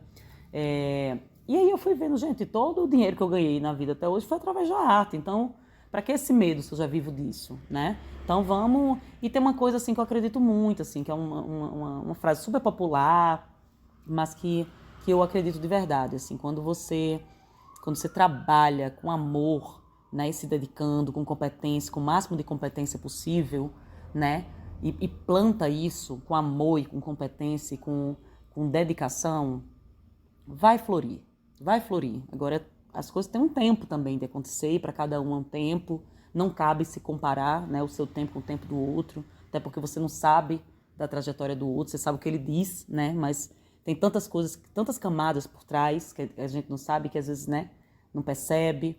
Então, assim, Fernando foi o maior incentivador, ele me incentivou muito quando eu comentei sobre essa possibilidade de realmente seguir na carreira de atriz, de realmente entrar para a universidade, sabe? Ele foi o meu maior incentivador. Ele me apoiou muito, ele me incentivou muito, ele pegou muito no meu pé para fazer a inscrição do vestibular, ele super me incentivou para estudar. Nas semanas próximas a semana do vestibular, da prova em si mesmo, né? Ele me mandava várias mensagens estimulando, mandava e-mail. E quando eu passei no vestibular, ele fez uma confraternizaçãozinha no grupo. Eu cheguei, tinha bolinho, tinha salgadinho, tinha refrigerante, sabe? Foi uma festa, assim, eu vi a alegria dele, sabe? Então, realmente, assim, foi um marco esse meu encontro mais direto com o Fernando e poder trabalhar com ele. Eu quero poder trabalhar muito com ele na vida. Agora eu estou em São Paulo e ele em João Pessoa, né? Residindo em João Pessoa e eu residindo em São Paulo, mas assim, eu sonho em poder fazer algo dentro do teatro com ele, para além do cinema. Eu quero muito fazer cinema com ele, que eu ainda não fiz. Quero muito atuando diretamente com ele, né? Mas tendo cena com ele, mas esse é um dos meus sonhos, mas eu quero poder fazer teatro com ele de novo, né? Muito, né? Não só sendo dirigida por ele, essencialmente sendo dirigida por ele, porque foi muito tocante, foi assim, eu não tenho nem palavras para descrever o quão especial foi a experiência. Mas também quero muito estar em cena com ele, porque ele é maravilhoso, né? Dá gosto ver Fernando em cena, é prazeroso mesmo. E aí, essa foi a minha trajetória até antes da universidade. E depois da universidade, né? Durante e depois da universidade, foi um grande boom, né? Foi um universo que se abriu na minha vida, né? Eu pude conhecer muita gente boa, desde os professores aos meus colegas de trabalho, não só da minha turma, né, que foi a terceira turma do curso de teatro. No meu caso, eu me formei como bacharel em interpretação para teatro, né, mas tem a opção também de licenciatura. E aí, desde os colegas que eu fiz na minha própria turma, desde as pessoas que estudavam em turmas anteriores à minha, né? As pessoas que foram vindo depois, me abriu um leque de possibilidades, porque eu também tive a oportunidade, participei de uma seleção e tive a oportunidade de trabalhar na TV UFPB, né? Tive a oportunidade de receber uma bolsa por isso, que me ajudou muito, né? Porque foi num momento difícil financeiramente da minha vida e também estudante gasta muito, viu, gente? Mesmo estudante de universidade pública, né? Haja Xerox. E no meu caso, como curso, era de uma da tarde, né, diariamente, de 1 da tarde às 19, e às vezes eu pegava disciplinas extras, disciplinas optativas para compor o curso, e ficava até 9 horas da noite, de 1 às 9 horas, né? Como eu era bolsista, eu tinha que estar todas as manhãs lá, né, na TV UFPB, atuando, então eu tinha esse contato com a câmera, tinha essa experiência com a câmera, tinha um frame ou outro, uma cena ou outra apresentando, então já me deu esse desenvolvimento para esse lado também. E ali eu ficava sabendo também de testes, ficava sabendo, integrava, né, algumas participações, né, em performance e tudo mais, mas me abriu um leque assim de conhecimento, de não só teórico como prático, de conhecimento de pessoas, abriu minha cabeça demais para muita coisa, sabe? Me deu um sentimento de dinamismo, sabe? Muito bom, mas também me abriu para muitos campos profissionais, que a gente pagava disciplina de muita coisa, de dança, de máscara, de boneco, de canto, de voz, de TV, de interpretação para TV, de interpretação para cinema, para circo, enfim. Então, assim, foi muito interessante. Eu acho que foi um boom. E lá também eu fui me aproximando mais de outras pessoas. Foi quando eu comecei a participar dos sarais de Suzy, né? Que Suzy fazia uns saraus maravilhosos, né? 15 anos de sarau. E que era o Café em Verso e Prosa, né? E aí comecei a participar ativamente, né? De todas as edições do sarau, junto com Nica Barros e com Jorginho Félix. Depois pude integrar também o Galharufas, companhia de teatro, dirigido pelo Paulo Vieira, né? E fazendo Mercedes, né? O espetáculo Mercedes. Então, assim, foi um boom, na verdade, para mim. Eu vou te dizer, eu senti muita falta de ter, quando eu concluí o meu curso. Mas aí também, quando terminou o meu curso, já foi assim um boom profissional tão grande, eu fiquei trabalhando tanto que não tinha mais tempo de fazer um outro curso, né? De fazer um mestrado, fazer um doutorado, digamos assim, uma extensão. da continuidade daquela minha graduação. Mas eu era tão apaixonada pelo curso que, assim, aos trancos e barrancos, muitas vezes gravando filme e tendo que viajar para me apresentar e tudo mais, eu nunca tranquei nenhuma disciplina desde o início. Nunca tranquei. Trabalhava e estudava, não tranquei nenhuma disciplina, então, naturalmente, nunca desbloqueei. E eu paguei todas as disciplinas optativas do curso, todas, sem exceção. Tem um número X, que eu não lembro se era 4, 3, que a gente tinha que pagar de optativa para concluir o curso, e eu paguei todas as disciplinas optativas. Então, assim, por isso que tinham períodos, né, que eu estava pagando 7 disciplinas por período, porque eu era muito apaixonada pelo aquele curso, assim, muito, muito, muito. Era paixão e entrega total, sabe? E tanto é que o curso tinha duração de 4 anos, isso mesmo, de 4 anos eu terminei em 3 anos e meio, porque eu fui pagando, botava o máximo de disciplina possível, e aí eu acabei terminando mais rápido do que o restante da minha turma. Eu terminei antes da minha turma, 1 ano antes. E eu vou te dizer, rolou um luto. Rolou um luto forte. Não foi pequeno, não, foi forte. Eu senti muita falta, muita falta. Mas aí depois eu fiquei muito atuante na minha profissão, né? Trabalhando literalmente todos os dias. Tinha época que eu estava fazendo 4 peças ao mesmo tempo, sabe? 3 peças e um filme. Então eu não tinha realmente tempo para estar estudando, né? E na verdade, essencialmente, o que a gente quer é estar trabalhando, né? E o trabalho também é um estudo, a gente tem que estudar muito, né? A cada trabalho, mas é isso. O antes e o depois da academia foi assim, foi por aí. Você que chegou agora em nosso programa No Ar para Somar, apresentado por mim, Tássio Teixeira, seja pelas ondas da Rádio Mangabeira FM 104,9 ou pelos aplicativos de rádio, está ouvindo a atriz Raquel Ferreira contar um pouco sobre sua trajetória. Raquel, você hoje está na televisão, no cinema e no teatro. Como você se sente em cada um desses espaços? Tem algum preferido? Qual é o mais difícil? Não pessoalmente falando, mas socialmente, em termos de recursos, reconhecimento e de fazer acontecer. Olha, Tássio, eu vou tomar a liberdade de responder de trás para frente. O mais difícil é o teatro, indiscutivelmente. O mais difícil é o teatro, exatamente pela questão de recursos. É difícil conseguir recursos para o teatro, sabe? Se você não tem um edital, e a gente sabe que os editais eles não são constantes. Eu acho que a gente vem agora com essa retomada do MINC, com um novo governo, né? Eu acho que a gente vai ter, com incentivo histórico, né, a cultura e a arte no Brasil, né, incentivo financeiro, né, que eu falo. Eu acho que esse cenário ele vem mudar, sim, e de uma forma mais rápida. Mas, salvo assim, você ter um edital que antes é uma coisa rara, né, e você submeter-se a um edital nem sempre garante que você vai conseguir ter aquela aprovação e conseguir aquela verba, né, porque são muitas pessoas se inscrevendo, então, né, e salvo os SESCs também, né, do Brasil todo. O SESC sempre foi um grande incentivador, né, não só na Paraíba, mas no Brasil, né, do teatro, da arte como um todo, do esporte, da saúde, da educação. Então, assim, salvo essas exceções, né, de incentivo por edital e dos SESCs da vida, que eu sempre brinco que SESC é pai e mãe. Eu tenho muita gratidão também pelo SESC, em especial o SESC de João Pessoa, porque eu pude fazer muitos cursos incríveis de forma gratuita, pude também me apresentar, né, e receber por isso, né, de forma digna pelo SESC, tanto com performance, quanto com espetáculo, sabe, com leituras dramáticas, participando de direção, recebendo convite para fazer direção de leitura dramática, né? Então, mas assim, salvo essas exceções, é muito duro, tá, se fazer teatro no Brasil, sabe? Porque falta tudo, a começar dinheiro, né? Falta dinheiro, falta público, né?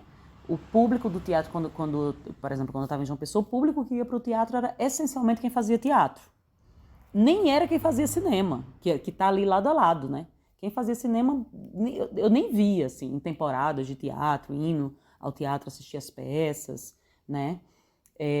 Mas quando a gente olhava para a plateia, era sempre os mesmos, eram os nossos amigos, que também eram atores, diretores, iluminador, que trabalhava com figurino, que trabalhava com a sonoplastia de espetáculos de teatro. Era a galera que trabalhava no universo do teatro, né? Tanto atuando, quanto dirigindo, quanto os técnicos, né? E pessoas de outras funções, né? Como maquiadores, figurinistas, sonoplastas, enfim, iluminadores. Ou pessoas da nossa família, né? Ou outros amigos que não são da área, mas que iam lá contemplar o nosso trabalho. Então, assim, é muito difícil. E logo que o teatro, especificamente o teatro, ele tem uma característica muito artesanal, sabe? Você não levanta uma peça assim da noite para o dia. É uma demanda de estudo e de formação de cena, de marcação, de construção da personagem que é muito artesanal. Requer, de fato, um tempo, né? A peça que eu participei, assim, que foi levantada mais rápida, foi 3 meses de ensaio diário, né? De ensaio diário, com muitas horas de ensaio. Então, só para você ter essa noção, porque são muitas coisas que um ator de teatro tem que fazer em cena. Ele não só atua, mas ele também tem as trocas, as marcações de trocas de figurino que muitas vezes demandam ensaio, dependendo de quantas trocas tiver, mas tem coreografia, sempre tem... Né? No teatro você encontra todas as artes nela, né? Porque o figurino, a gente pode remeter à moda, por exemplo, né? Ou às artes visuais, né? O cenário também está dentro do campo das artes visuais, né? E tem a música, né? Tem a iluminação, a fotografia do espetáculo em si, que a iluminação será fundamental para isso, né? Tem o canto, tem a interpretação em si, enfim, você encontra todos os segmentos, né? Eu estou fazendo um apanhado rápido, assim, mas você encontra todos os segmentos no teatro, né? O teatro é o cinema em 3D, né? Então, é muito complicado financeiramente, já teve peça, assim, que para público, para se manter ali. Muitas vezes a gente, literalmente, para levantar um espetáculo, quando não tem grana nenhuma envolvida, mas a gente quer tanto levantar um espetáculo e estar em cena, e estar ativo no fazer criativo, que muitas vezes a gente levanta do próprio bolso, né? Mas nem todo mundo vai ter do próprio bolso para levantar naquele momento, né?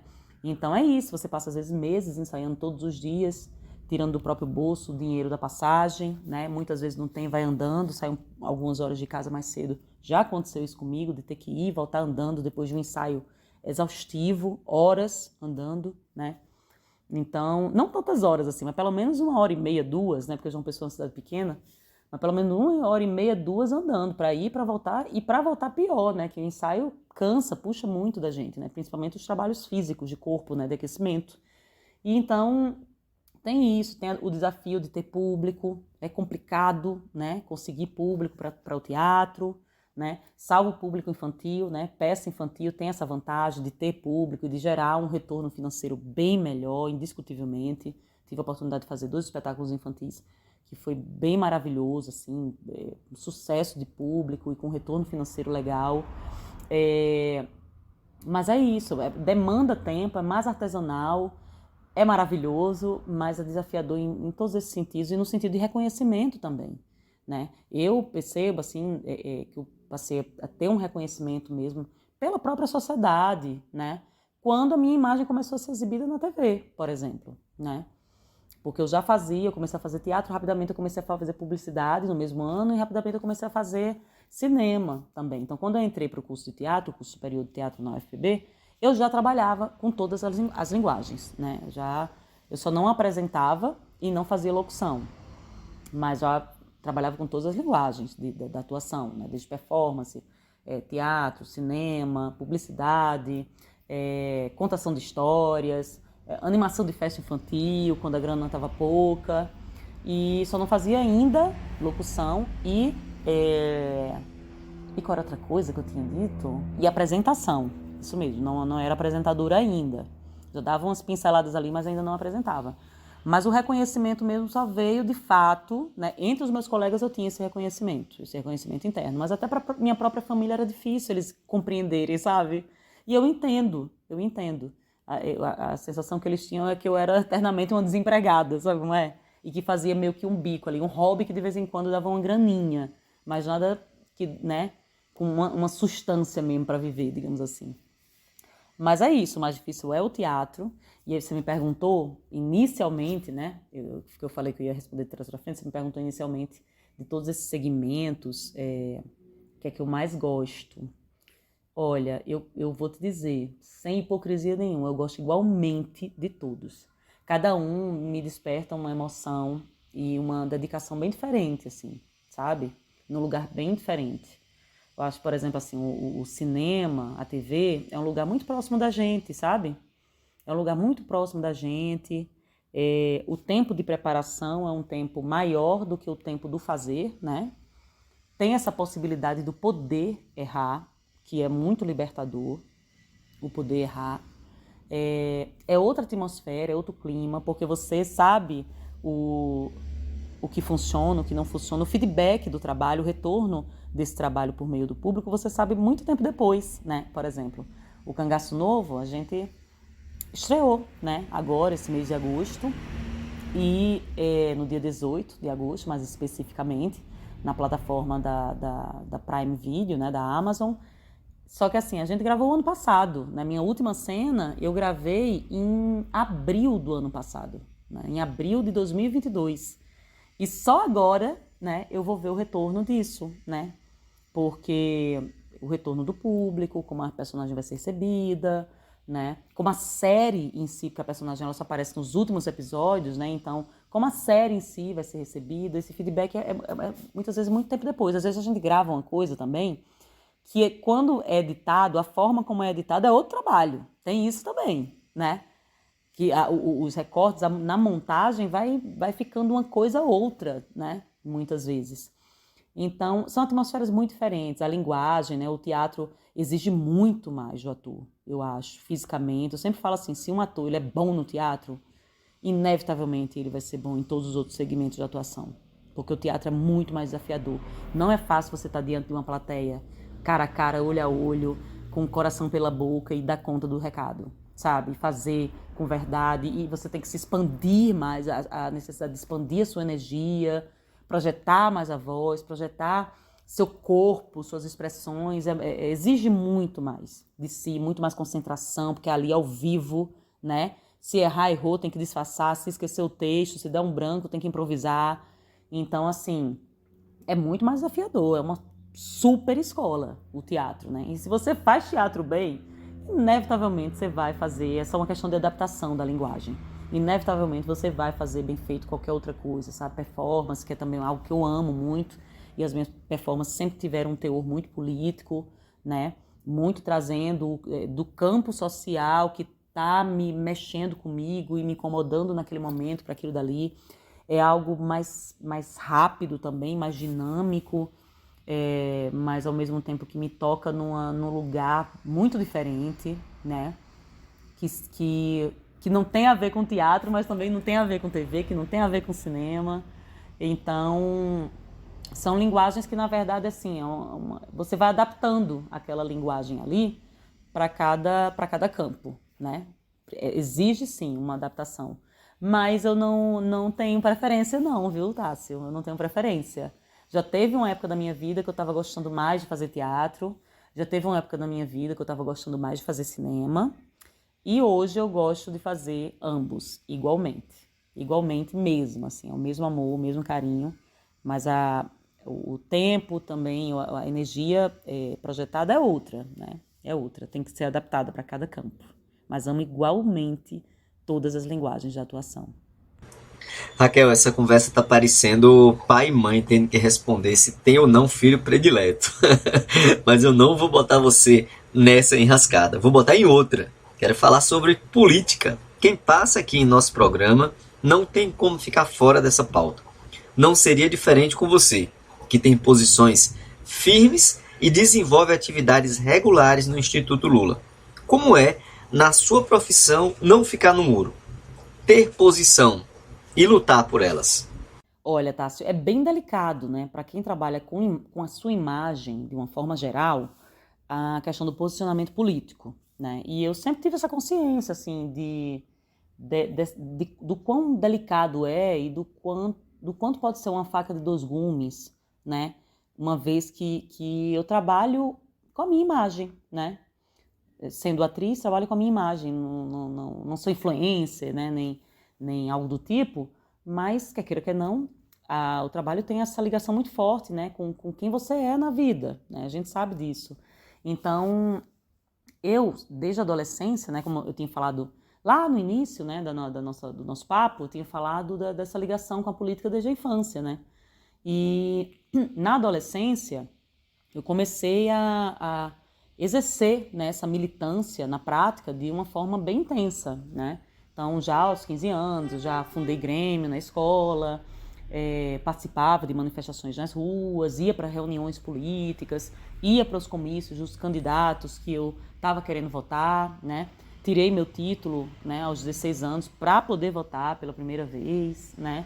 Então, sempre tive, era o documento que eu mais queria tirar na vida, eu sempre falava isso desde criança, que eu queria ter poder de escolha, né, com relação ao futuro do meu país, ao futuro do meu estado, ao futuro da minha cidade, né, e eu me senti muito poderosa, né, portando o meu título de eleitora. E me sinto até hoje, assim, é um dia muito emocionante para mim, de verdade. Então, assim, eu não poderia deixar de ser, a partir do momento que eu comecei a atuar, eu não poderia deixar de continuar sendo a pessoa que eu era, né? E eu acho que eu passei a ser de forma ainda mais intensa, né? Primeiro porque eu sei que é muito difícil para muitos atores, eu super compreendo também, fazer, né, se colocar politicamente de forma tão clara, né? Principalmente nesses últimos anos, né? Onde a política se tornou uma verdadeira guerra no nosso país. Mas eu acho que é bem importante, assim, porque eu acho que o artista, de uma forma geral, né, independente de ser ator ou não, mas os artistas, eu acho que eles têm esse dever para com o mundo, sabe? De, de influenciar positivamente. Eu não digo influenciar porque eu nem gosto, assim, dessa palavra, influenciar. Parece que você está querendo convencer alguém de algo, eu não gosto disso, sabe? Mas eu acho conscientizar, né? Conscientizar. É claro que a gente vai falar do que a gente acredita que seja algo consciente, né? E está sujeito a erros e enganos, né? Mas eu acho que pelo menos provocar uma reflexão, provocar um diálogo, eu acho que é fundamental. E me colocar mesmo, eu acho que é fundamental.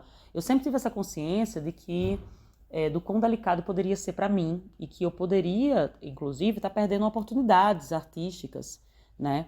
Devido às minhas escolhas políticas serem tão claras e participar ativamente mesmo da política do país, né? Como você citou, né? A minha participação no Instituto Lula, né? Como apresentadora, né? Durante todos esses anos que eu estou aqui em São Paulo. Então, eu acho fundamental. Eu não sei te dizer se em algum momento... Eu posso dizer assim, muitas pessoas já me perguntaram se eu não tinha medo, desde o início, assim, se eu não tinha medo de perder trabalhos, de perder personagens, por conta dessa minha militância, e principalmente pela minha ligação com o Lula, com o Instituto Lula, né? Apresentando o Boletim Lula Livre, né? Agora, mais recentemente, tive a honra de poder apresentar a posse, lá em Brasília.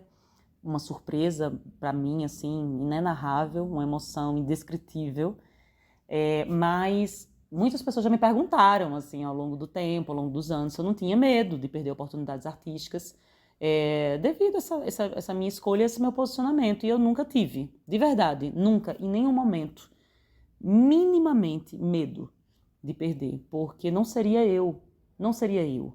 E eu sempre penso que se fosse de perder um trabalho por conta disso, não é um trabalho para mim, não é um lugar para eu estar. Eu não quero estar num lugar que não queira uma pessoa, sabe, que milita pelos direitos humanos, que milita, porque eu não fico fazendo, digamos assim, defesa de fato de partidos. Não é bem isso. Eu nunca me encontrei nesse lugar de estar ali por um partido, de fato, né? Embora esteja, mas entende? Mas sim, por exemplo, pela inocência de um ex-presidente, lutar pela inocência de um ex-presidente que de forma corrupta, né, numa manobra política, foi colocado ali para que outra pessoa pudesse ganhar uma eleição, né? E sem provas concretas daquelas acusações. Então, sim, vou fazer parte disso, dessa busca dessa liberdade, dessa busca por essa inocência, porque acredito nisso. E sempre coloquei, sabe, minha imagem, minha voz e o meu talento a serviço das pessoas que trabalham na política, que eu acredito e que eu voto, porque eu nunca fiz a apresentação, por exemplo, de um lançamento de uma campanha política, ou pela inocência de alguém que eu realmente não acreditasse e que eu realmente não votaria naquela pessoa. Inclusive, todas as pessoas eu já votei nelas em algum momento, né? Não só da Paraíba, como do Brasil, né? Então eu acho, não seria eu, não é trabalho para mim, um trabalho que não aceite uma pessoa assim, sabe? Que acha que ator não tem que se posicionar politicamente, né? Que arte não tem nada a ver com política, né?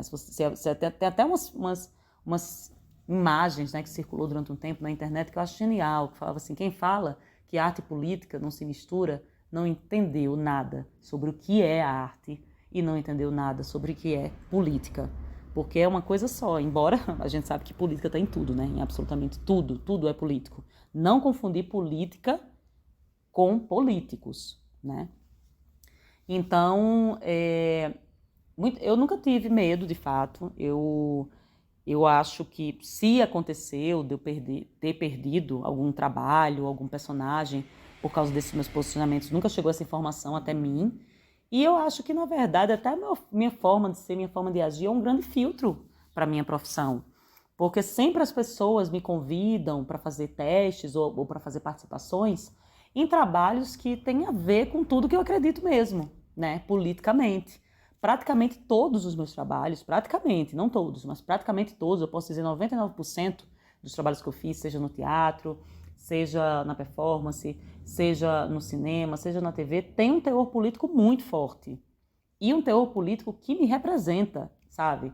Então eu acho que é isso, eu acho que a gente tem que ser quem a gente é mesmo, sabe? Não ter medo, não ter vergonha de mostrar os nossos sonhos, o que a gente acredita, o que a gente pensa de verdade, com muito respeito, sabe?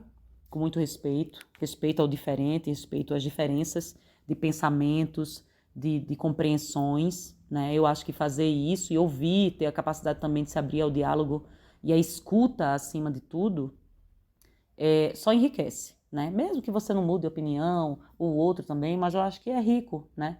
Trabalha também um sentimento de humildade dentro da gente, que todos nós precisamos tanto.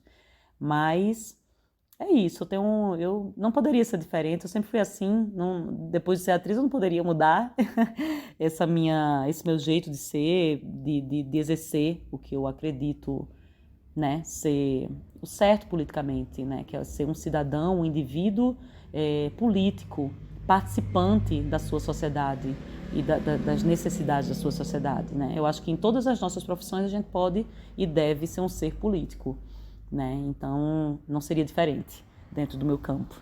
Gente, que alegria poder conhecer mais de Raquel, poder entender e perceber o porquê é essa grande atriz, porquê é essa grande profissional da arte nos diversos espaços que ocupa, porque é firme, segura no que ela acredita e anima ter uma figura como você, Raquel, aqui em nosso programa No Ar para Somar. Mas eu quero agora voltar para a arte. Você já disse que não tem uma preferida, teatro, cinema e tal. Gosta delas de uma forma específica e tem um carinho especial por cada uma delas. Mas nesses espaços, você tem um trabalho preferido em cada uma dessas áreas? Um trabalho preferido que foi feito no cinema, no teatro, na televisão? Pode contar pra gente ou vai deixar muita gente com ciúme?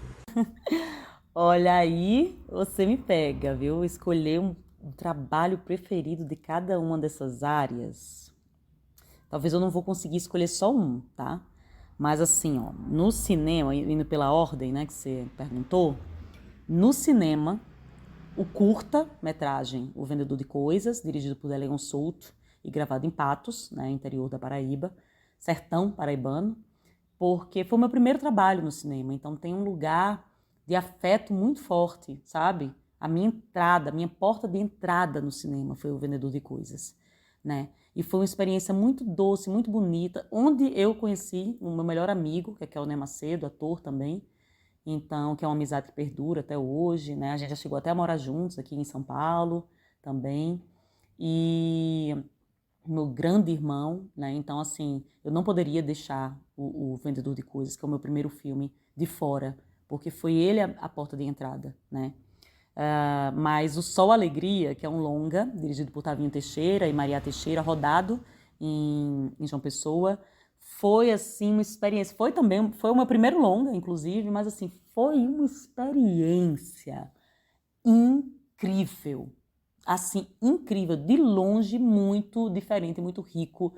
Muito diferente de tudo que eu já tinha feito na minha vida. E a forma como o Tavinho e Maria conduzem um set de cinema, cara, é muito encantador. É com muito carinho, com muito amor, com muita atenção, com muito cuidado todos os dias, né, durante 1 mês e meio diário de gravação, todos os dias, Tavinho chegava no set, ele fazia questão de abraçar e beijar cada pessoa que estava no set, sabe? Do cara que carregava os cabos, a pessoa que servia o cafezinho, aos atores, sabe, a figurinista, abraçava e beijava cada um por um, e era uma equipe imensa, e agradecia todos os dias por a gente estar ali fazendo o filme dele. Muito obrigado por você estar aqui fazendo meu filme. Então, assim, e o resultado também do filme é incrível. Eu amo aquele filme, O Só Alegria. Eu tenho um orgulho de ser parte daquele filme. Eu já assisti várias vezes, né? Várias vezes. Já mostrei para muitos amigos meus, assistindo de novo, junto com eles. Eu fico olhando as expressões, sabe, os comentários. Eu sou muito orgulhosa desse filme. Então, eu vou eleger aqui O Vendedor de Coisas, e que é o meu primeiro curta, né? Meu primeiro filme de vida, e Só Alegria, né? Esse longa maravilhoso, que ganhou vários prêmios no Brasil e no mundo. No teatro... Nossa, no teatro é complicado, né? Porque eu tenho muito carinho pela minha primeira peça, né? Que foi a que me inseriu na arte como um todo, né? No teatro, né? Que é Jesus Uma Paixão, com a direção de Humberto Lopes. Mas eu vou elencar aqui outros 3 trabalhos de teatro. Outros 3 que foram muito marcantes para mim no lugar de evolução artística, né? Que foi o Vereda da Salvação, dirigido por Cristina Estreva, com o Sertão Teatro, ao lado do Grupo Sertão Teatro, que foi uma peça assim, nossa, que me tocou profundamente também, que é linda, que eu tenho o maior prazer em fazer aquela peça, que eu fiz minha primeira turnê, que eu viajei assim para outros estados pela primeira vez na minha vida, né? De ônibus, andando vários estados, do Nordeste inteiro. Então, assim, riquíssima experiência, riquíssima. E é uma peça que eu amo, que é muito linda, que eu adorei muito fazer. A Greve de Sexo, né? Lisístrata, A Greve de Sexo, com Fernando Teixeira, dirigida pelo meu grande mestre, né? E com um grupo de teatro Bigorna, que foi uma experiência de amor profundo, né? Pelo teatro. Eu sempre digo assim, que foi para além de uma experiência artística, foi uma experiência espiritual, energética, sabe? Ter sido dirigida por Fernando durante aquele tempo. E que eu acho que nem se separa, sabe? Teatro de espiritualidade, eu acho que é tudo uma coisa só. Eu sempre falo que a minha religião é a arte. Já tive muitas religiões, mas a religião que sempre permanece é a arte, né? Na minha vida, e eu consigo é a forma que eu consigo me conectar com o divino, né? Com a divindade, é através dela. Então não poderia deixar a Greve de Sexo de fora, né? Porque foi a partir dessa experiência que fez com que eu me assumisse verdadeiramente, para sempre, como atriz, como artista, porque até antes disso, quando ia preencher qualquer coisa, eu botava estudante, né? Eu não me assumia nem para mim mesma, nem para ninguém, nem em lugar nenhum. Então, essa experiência foi tão transmutadora, tão transformadora, tão curativa para mim, ter feito Greve de Sexo com a direção de Fernando Teixeira, que eu realmente, assim, eu me assumi como artista e eu decidi que eu ia ser artista, custasse o que custasse, sabe? Ser atriz, que é isso que eu amo mesmo, que é isso que eu gosto de fazer, e é isso, e vamos pra frente, e decidi entrar na universidade também a partir dessa experiência.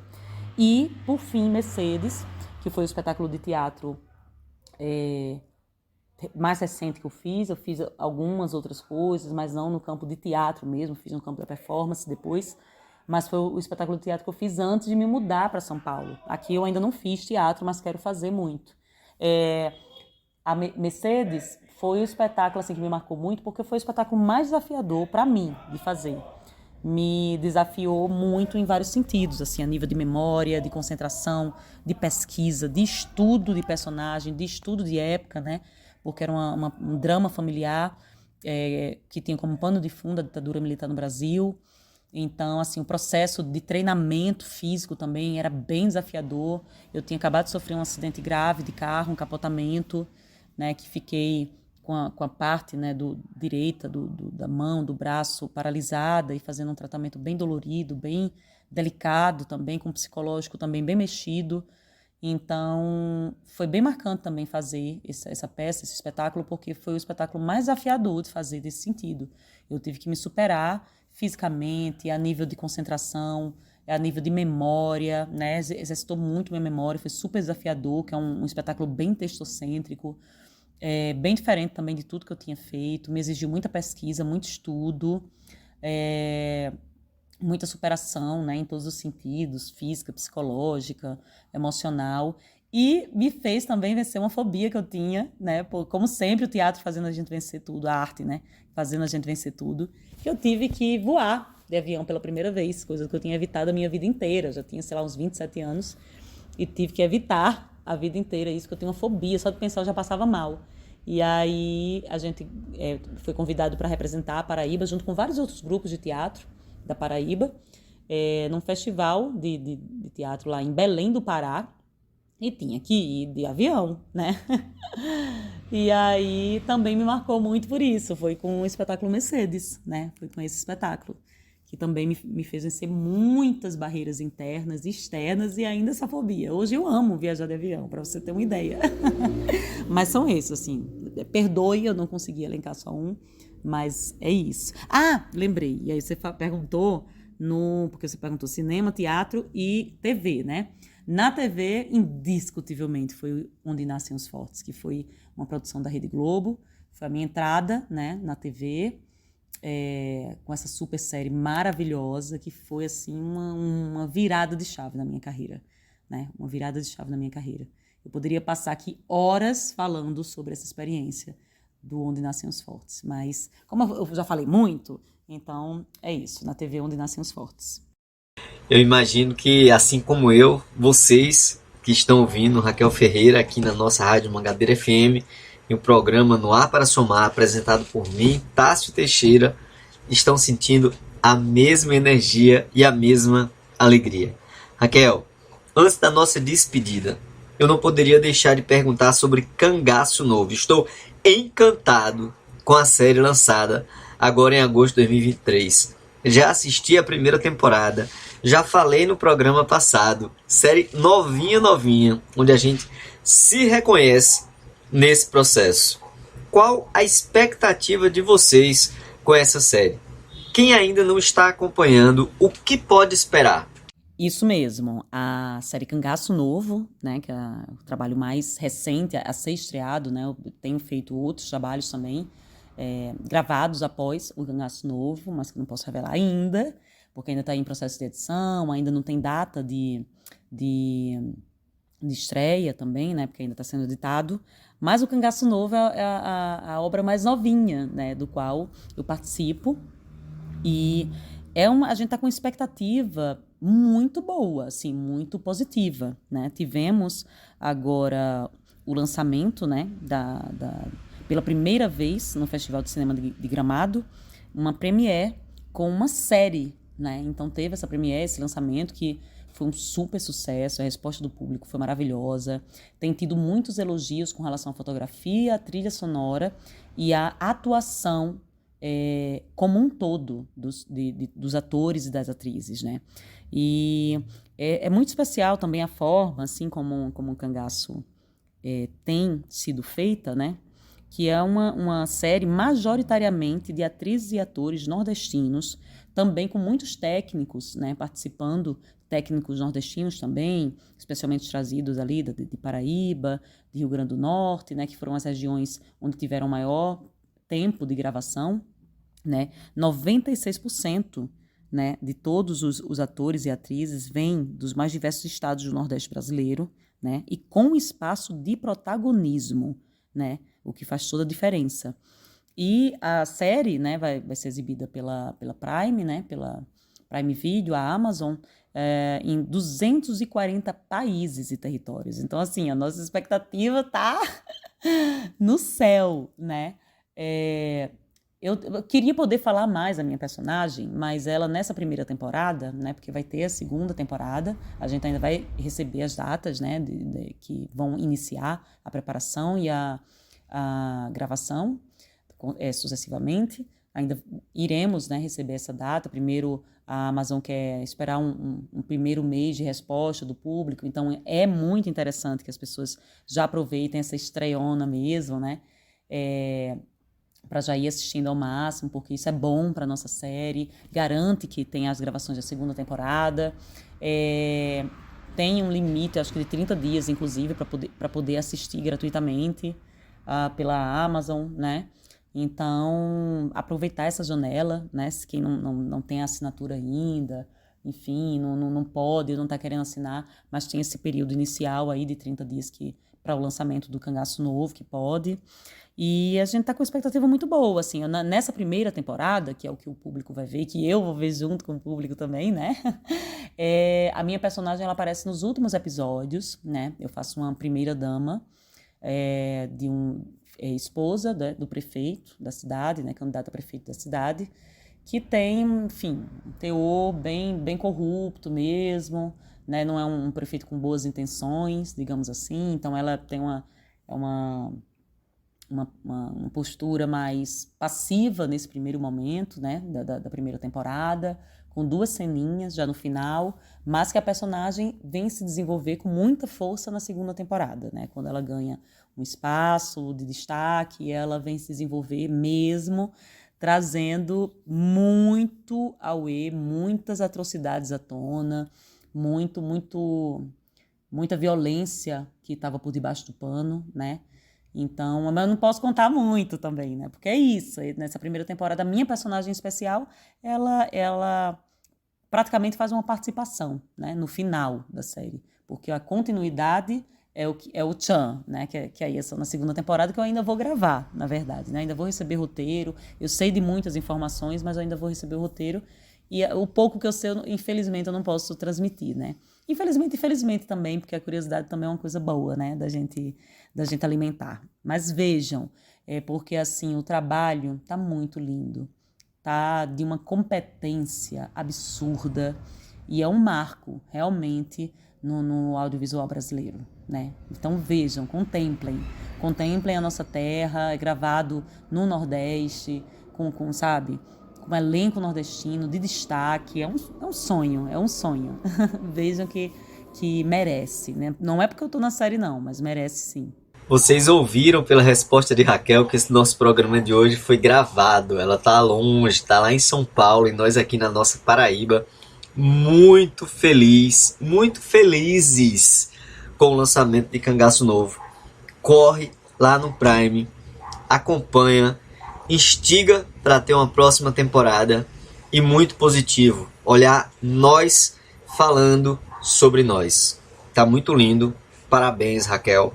Parabéns a todos, todas e todes que estão nessa super produção que é Cangaço Novo. Vocês ouviram Raquel Ferreira, atriz paraibana que tem ocupado importante espaço no cenário nacional. Raquel, gratidão por falar conosco aqui na Rádio Mangabeira FM. O nosso programa No Ar para Somar, apresentado por mim, Tássio Teixeira, está sempre de portas abertas para você. Deixo meu abraço e o microfone do nosso programa aberto para sua despedida, considerações finais e dizer onde as pessoas podem encontrar Raquel Ferreira nas redes sociais. Gratíssima, Tássio, pelo convite. Grata a todos vocês que ficaram até agora ouvindo a gente, né? Me ouvindo, mais especificamente. Perdoem se eu me empolguei demais e falei muito. Mas é que quando as perguntas são boas, né, dá muito pano para manga, né? E eu gostei muito, tá, de todas as perguntas que você fez, assim, foi uma revisitação interna, né, da minha trajetória, do meu trabalho. Eu gostei muito de responder todas, né? Eu acho que deu para perceber que eu, né, me empolguei bastante. Já fiquei super surpresa com o convite, muito feliz, muito obrigada. E é isso, gente, assim, dizer uma mensagem é sempre tão complexo, né? falar algo, dar algum recado, mas eu acho que tem passado muito pela minha cabeça ultimamente, pelo meu coração, a força do sonho, sabe? A força do sonho que a gente traz tão forte, né, quando a gente é criança. E eu lembro que tem um teórico de teatro, Stanislavski, esse homem de nome complicado, que eu levei um século para aprender a pronunciar. Ele sempre falava que um bom ator é aquele que brinca como ele brincava quando ele era criança, né? Não com essas palavras, estou trazendo aqui simplificando a frase. E tem muitas vertentes, né, da psicologia, da psiquiatria, inclusive junguiana, que fala que o artista é a criança que não morreu, né? Então eu tenho refletido muito, sabe, nesses dias, nesses meses mais recentes, sobre a força do sonho, né, do quanto que é importante a gente não banalizar o nosso sonho, a gente lavar as mãos do nosso coração para tocar nos nossos sonhos, do quanto que a gente não pode desistir deles, porque eles são parte essencial do que nos mantém vivo, do que nos impulsiona para frente, do que nos dá esperança, né? Então eu vejo que eu fui uma criança que eu sonhei muito, e eu ainda sonho muito. Eu sonhei muito, mas assim, eu consegui realizar todos os meus sonhos e fui muito mais além de tudo que eu sonhei. E ainda sonho muito e quero poder transpassar todos os meus sonhos, assim, realizá-los todos e aí ainda muito mais além do que eu sonhei. Então, o que eu desejo, assim, para cada um é que lembre dos seus sonhos, resgate seus sonhos de infância, porque ali na nossa infância a gente já tem uma pista do que a gente veio fazer no mundo, né? A gente não pode deixar que os ruídos externos e internos também, muitas vezes, as nossas vozes internas, sabotadoras em alguns momentos, né? Vozes de insegurança, nem as vozes externas também ditem qual é a vida dos sonhos que a gente quer ter, né? Quando eu digo vida dos sonhos, não é uma vida de mar de rosa, não. Realizar os nossos sonhos é muito duro também, os caminhos que a gente precisa atravessar e vencer. Mas sonhe, que o sonho é a nossa essência mais pura e mais verdadeira. É a gente em movimento, é o sonho. E, para quem... Eu não sou muito das redes sociais não, tá, gente? Não tenho Twitter, por exemplo, mas tenho Facebook e tenho Instagram. No Facebook, o Instagram eu uso mais. O Facebook é Raquel Ferreira e Raquel com Q mesmo, que tem a Rachel, né? Raquel com Q, R-A-Q-U-E-L, Raquel Ferreira. E no Instagram, que eu uso mais, eu sou mais ativa lá, é @Raquel Ferreira Voante. Só. @Raquel Ferreira Voante. É isso. E aí quem quiser acompanhar um pouquinho do que eu faço, compartilho lá coisas também que eu gosto, que eu acredito, não só trabalhos, fiquem à vontade para chegar junto, assistam a nossa série Cangaço Novo pela Prime Video. Muito obrigada a cada um de vocês que nos ouviram hoje, né? A galera que faz parte, né, desse programa, né? Da No Ar para Somar, a Rádio Mangabeira, né, pelo espaço, e principalmente a você, Tássio, pelo convite, né? Vida longa e próspera a esse programa, a essa rádio, e que venha muita arte, tá bom? Pra gente tudo. Um beijo, um cheiro bem grande e até já. Raquel, estou muito feliz por esse nosso papo de hoje. Muito feliz por ter conhecido mais da sua história. Muito feliz por ter me identificado em muitos dos aspectos que você apresentou. Seja o que você viveu e eu vivi, seja o aspecto que você viveu e eu não vivi. Tem muitos elementos aí da arte que eu ainda vou mergulhar, que eu ainda vou experimentar, mas que ainda não tive essa oportunidade. Por trilhar outros caminhos políticos na minha militância. Mas de alguns anos para cá, eu tenho retomado esse aspecto da cultura, esse aspecto do ativismo cultural, esse momento que conecta a nossa essência com a vida real. E estou muito feliz por ter encontrado com você aqui em nosso programa No Ar para Somar. Deixo aqui um abraço gigante para você, um abraço gigante para todos, todas e todes que estão escutando o nosso programa No Ar para Somar. Parabéns pela sua caminhada, vai ser um sucesso atrás do outro. Sinto isso na sua energia. Cheiro no coração, abração, Jonas, valeu pelo trabalho na técnica. Obrigado, Rádio Mangabeira FM, por esse tempo a mais nesse momento tão especial de hoje. Cheiro e até a próxima.